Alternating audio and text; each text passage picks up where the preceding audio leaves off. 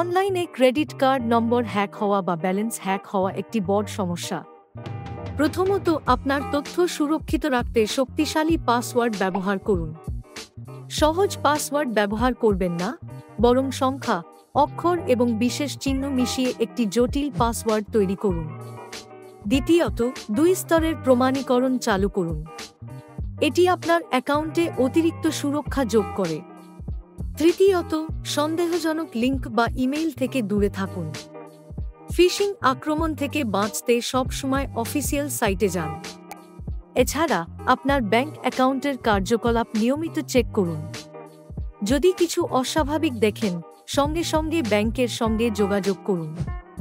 সবশেষে আপনার credit report নিয়মিত পরীক্ষা করুন। এটি আপনাকে অজানা লেনদেন সম্পর্কে সতর্ক করবে। সুরক্ষা নিয়ে সচেতন থাকুন এবং আপনার অর্থকে নিরাপদ রাখুন।